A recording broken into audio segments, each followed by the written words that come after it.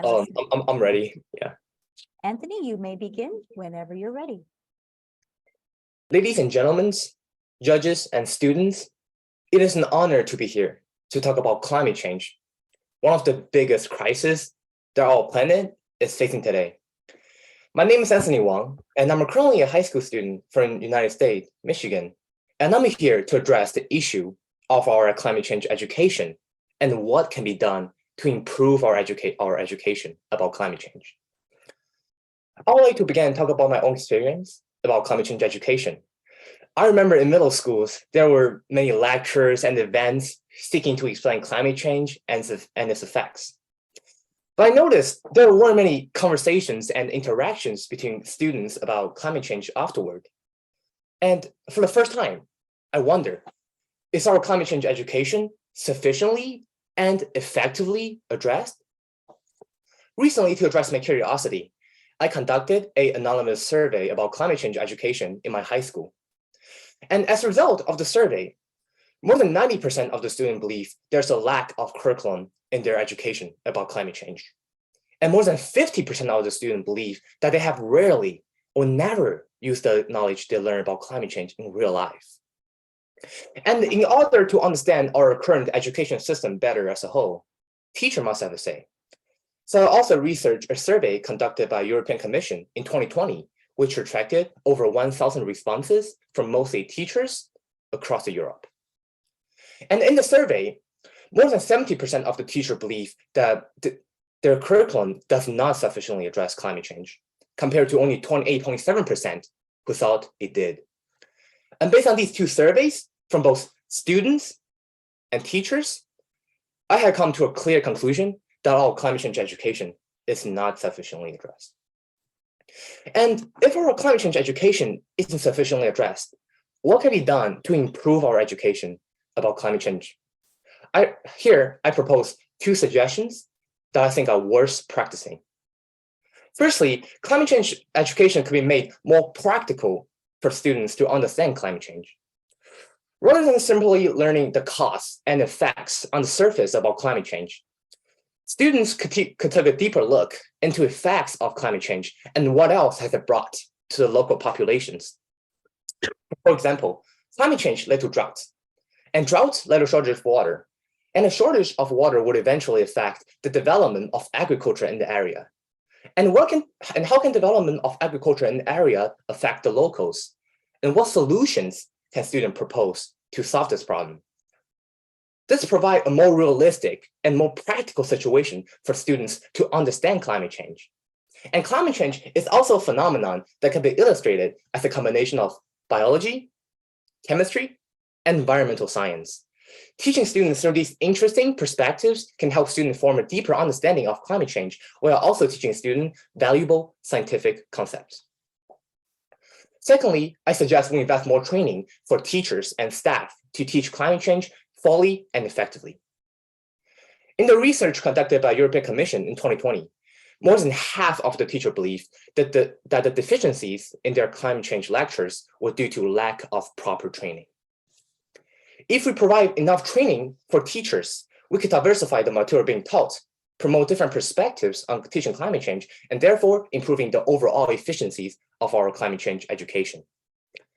And lastly, I'd like to reiterate, climate change education is becoming critical because we want our next generation to get fully prepared for combating climate change.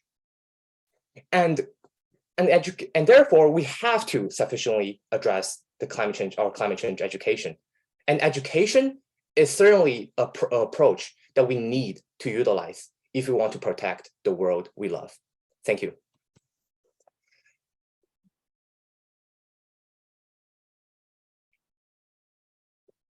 Thank you, Anthony. For the first question, I would like to invite Professor Howard Lin. Good morning, Anthony. I like your presentation. I also like your action approach. You did the survey yourself. So my question, I like your two suggestions from the survey. My question is regarding your further action. Now, what did you do with the survey?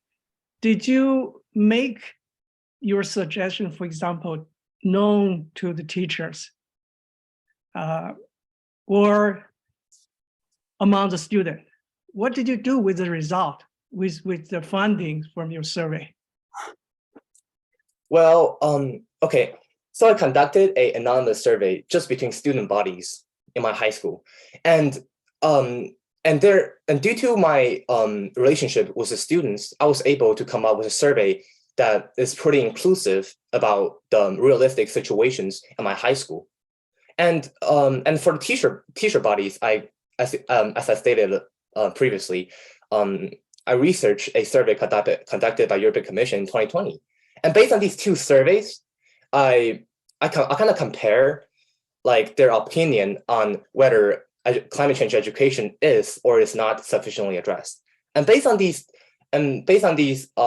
results and data, I was able to come up with a claim that our climate change education is not sufficiently addressed. Okay. Did I answer your question? Quite. I like your action approach.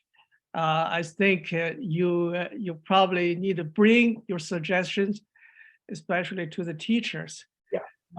But I guess I'm not sure you're in the position. But so, for example, the teacher needs more training themselves, then they better teach the student, right? Yeah, I think the suggestion has a value, really value over there. Thank you. It was a great question. Thank you. At this time, I would invite Professor Chiyuan Miao to ask question number 2. Okay. Yes, Tony. It's very good idea to decide the survey, in my opinion. So my questions is, could you please share with us some details questions involved in your survey? How many questions you decide in your survey? Well, for my survey conducted to the student bodies, I